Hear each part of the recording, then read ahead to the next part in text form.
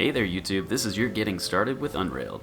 So, Matea Man here, and I'm going to be walking you through all the details of Unrailed that make it such a great game to play, and give you a full understanding of the game before maybe you purchased it or, well, if you're just getting started.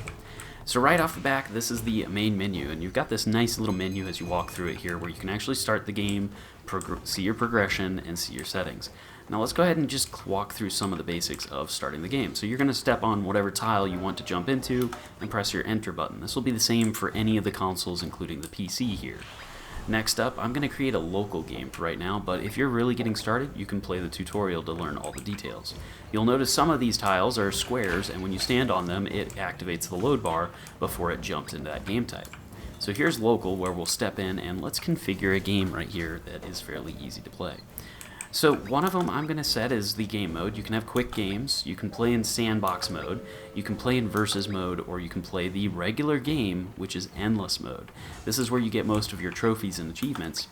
And for those just getting started, you can set it for kids mode, which sets a checkpoint at every single station.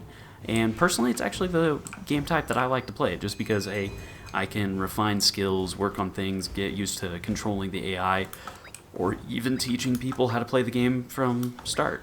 Next up, you have easy, you have medium, you have hard, and then there is extreme mode, and then it's back to kids. Now, you can save the game at certain checkpoints, and even that applies when you're in these harder versions of the modes here. So even a medium, I can enable a checkpoint. Now, what this does is you can start at the first station of each biome after you crash if you keep enabling the checkpoint when you jump back in. So if you go in here and open one of your saved games, you'll have to re-enable that checkpoint to get into it. Alright, so that's the basics of how to use the main menus here and working through it. You can play in online as well, where you can go into random matchmaking, create your own lobby, or even join a lobby. So from there, that's everything that you have in terms of the gameplay. Progression. So as you progress through the game, you can see I've almost got all the characters unlocked, and I did have all the wagons unlocked at one point, but they added quite a few new wagons. So from the characters menu, I am only missing one skin, the space skin. From the wagons, I am missing a couple of them that I wasn't too interested in picking up, and also that new one that's right there. But right here are the auto miners, the auto pick-uppers, and everything like that. Here is your list of wagons that you could potentially pick up during gameplay. So let's go ahead and jump into one of the games here. So I'm going to actually show you a quick and easy game to go play in this. So right off the bat, I'm going to put us into quick mode, and I'm going to set it for, well, let's show across the spectrum. We'll show the easiest one just to go for it, and this is setting a random seed. I stepped on the start game, and now it's jumping in. I'm playing in solo mode, so check this out. We just have a little robot that's going to help me out. He'll follow my instructions, and right off the bat, I'm this little dinosaur. I'm going to be carrying these wood and iron into this little crafting cart, where it then comes out on the back here as brand new fresh rails. I'll grab one of those rails, run it up to the front of the train, and set it on the track. The train will progress down the track, and that's the whole goal. Keep the train going. It's going to keep on charging down the track, and if you do run out of track, it will, suddenly crash off of the entire game, and as the game's title says, it's unrailed, right? So let's go ahead and keep on setting more of these tracks up ahead of the train, and we can see that we're guiding the train whatever direction we want. I can put the track there and make it so it turns. That makes it so you could spend more time at this part of the level, because, as you see, the train's moving forward and we're losing the back of the level. And as the train moves forward, you can then see further in front of the train here. Now this is the end station we're trying to get to. Now this level's not too bad. You can see the little robots going at it, auto-mining over here, as we're setting tracks that guide the train towards the destination. But let's say we do make a mistake, and we end up sending the train backwards towards its own fate, right? Its own doom. Or, in this case, the train's actually caught on fire. Grabbing this little water bucket makes it so I'll re-water the train, right? Grabbing this pickaxe makes it so I can mine the iron. So if I go over here and stand by the iron, we automatically mine it. We can then grab that iron, load it back into the crafting cart, and sure enough, there's another set of tracks for us to grab.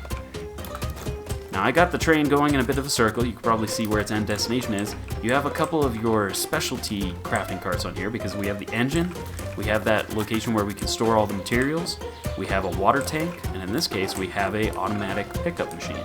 So this thing will pick up anything that's nearby. So if I grab this and I start mining near that machine, watch what happens.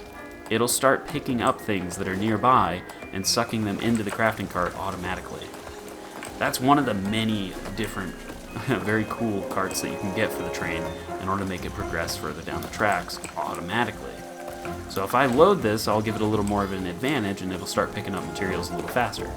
So right there, I got more track for myself, and I'll go ahead and place that behind the train. Now we've got the train just snaking along. Alright, well that pretty much shows it off in easy mode. If we were to go all the way across the level, we would get to the very end, and sure enough, we could get ourselves to the final station. Now that's just quick mode, where you'll just be playing 1 point to 1 point. Let's play it in a little harder of a game type and see a difference. So this is extreme mode, right, of your 4 different difficulty levels. And in extreme mode, well, this got a little more challenging. As we could see here, this train does have a couple other perks to it, such as a auto miner, which will help us out, right? But look at the track that we have to follow. How do you get to that station? Well, according to this, you would have to go down this way and then back up this way to get to the destination station there. Unfortunately, if you look at the details of this level with that station set up like that, you'll never be able to get there this way because that solid gray rock is impassable. So instead, the train would have had to actually come up this direction, back around to here, up to this point, and then wrap right down. But as you can see here, that's not happening. The train's going to hit that wall. Now the moment you do run out of track, this is the animation that you get. All of your carts end up unrailing themselves at the end of the track, showing that you failed at collecting what you needed. Now of course, you can toy with it a little bit. You can grab more track and have it loop back around and do other things, but the inevitable still takes place. And you can see how far you've made it. Well, that was a simple getting started with Unrailed. I just want to give you one final thing, which is what I would say as a recommendation for your first playthroughs. Go ahead and do a couple quicks where you can get used to the controls in easy mode, but you also need to learn a little bit more about the carts themselves. So for that, I would set up either a sandbox mode where you can learn what you currently have, or you set yourself up in endless kids mode. Now with that, that'll make it so there's a save point at every single one of your starting points. So if you get to a station, it'll put a save there and say, okay, you've created your train, you're heading down the track, here's a save point. And you can see that, by the way, there's a save icon above the station here, and if I look all the way over there at the next station, sure enough, there's a save point over there as well.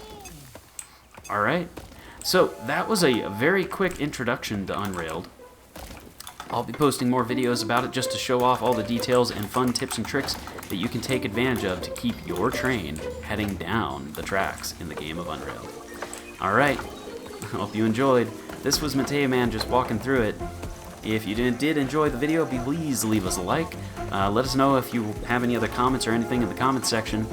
And I'd be curious how far you've actually gotten in Unrailed before. So by all means, comment that down below. This has been Mateo Man. Stay safe out there.